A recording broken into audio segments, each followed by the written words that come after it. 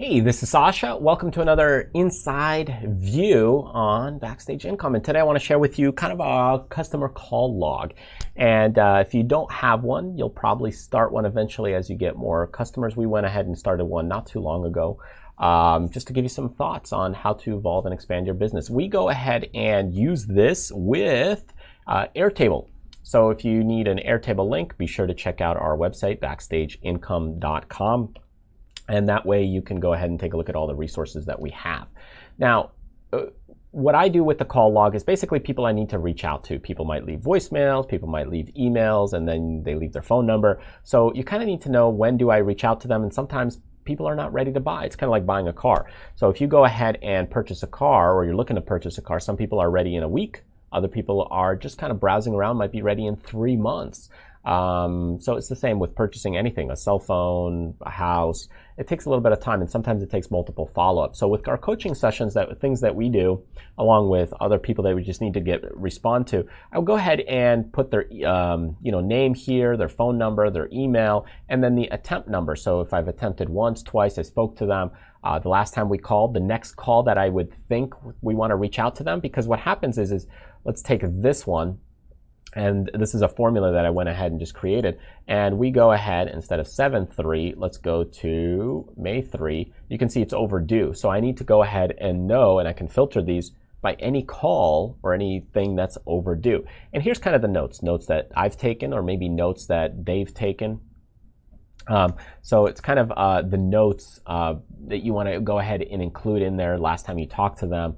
And eventually, once they're done, they might get added into as a client or customer. So this is kind of like you're preparing them, you're answering their questions, you're just reaching out. It's just kind of a follow-up call log that you may need to connect with customers. So anyways, so I'll go ahead and put this back to, let's say, June 3 or July 3. I'll take a look later, but I think it's July 3.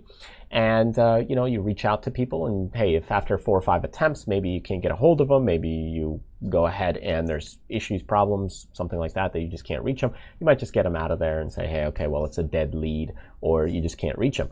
But otherwise, it's good to kind of follow up with people. But how do you know when to follow up? You could always write it down in your notebook, and that's fine. But as this continues to build, it gets a little bit of a management nightmare. So this gives you a little insight to building out your customer CMR, that, hey, these are the people I need to reach out to. These are the people I need to contact.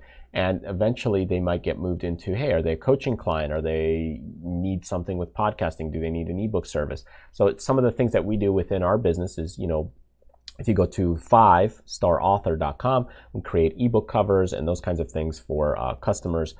Some of my team, we do podcast editing services as well for them. So all these different things, you have to sometimes call and follow up with people and get in touch with them. And this is one of the ways of doing it.